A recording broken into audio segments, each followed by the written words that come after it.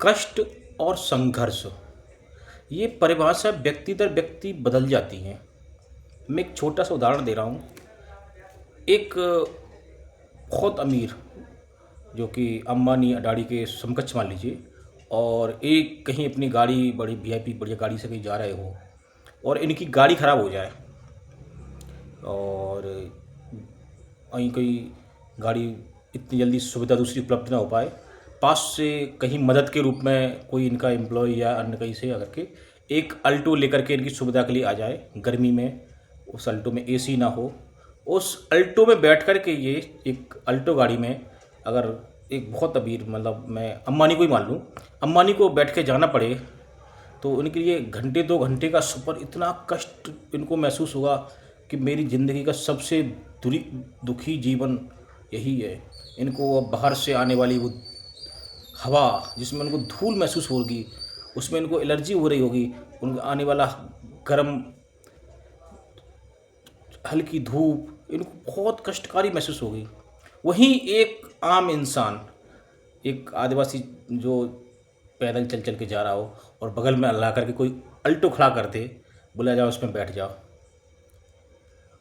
वो कई महीनों तक खुशी में झूमता रहेगा कि मैं आज अल्टो में बैठ के आया। अपने रिश्तेदारों, अपने परिचितों को बताएगा मैं गाड़ी में बैठ के आया हूँ, मुझे कार वाले ने लिफ्ट दी, मैं कार में बैठ के आया हूँ।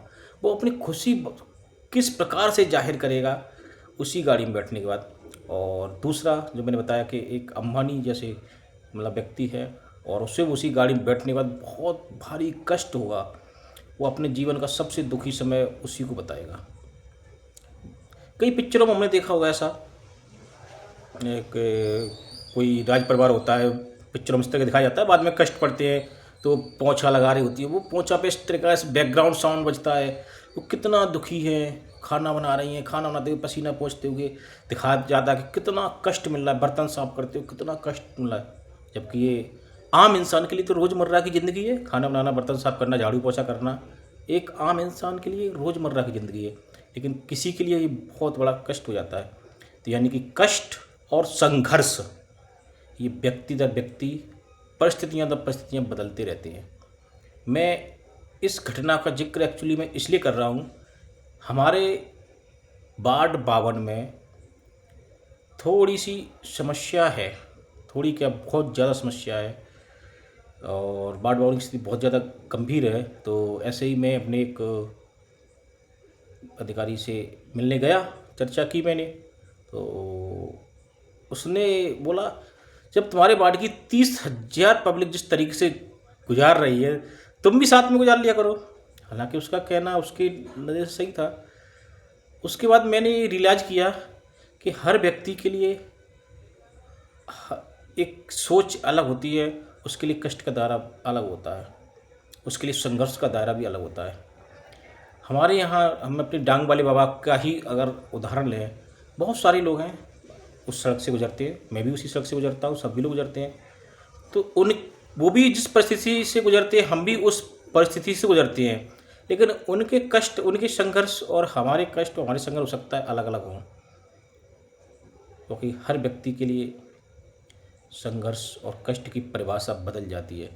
मैं एक इतनी बड़ी नौकरी छोड़ करके अपने इस क्षेत्र की समाज सेवा के लिए यहाँ पर रह रहा हूँ, अपने जीवन को समाज के लिए समर्पित करके मैं यहाँ पर निवासरत हूँ और मुझे ऐसा लग रहा है कि मैं इनके लिए कुछ कर ही नहीं पा रहा हूँ।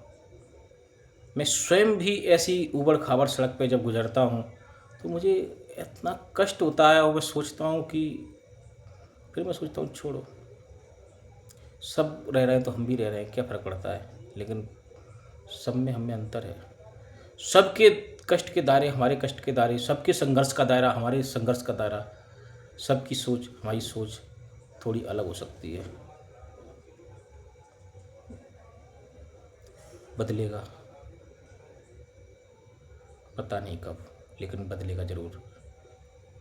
आज तो कश्मीर में भी कश्मीरी पंडितों की घर वापसी हो गई इतने समय बाद, तो वार्ड 52 के भी दिन बदलेंगे और डांग वाली बाबा सड़क भी बनेगी।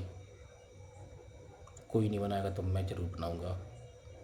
उसके लिए मुझे पार्षदी या फिर विधायकी ही क्यों ना लड़ना पड़े, पीछे नहीं हटूँगा।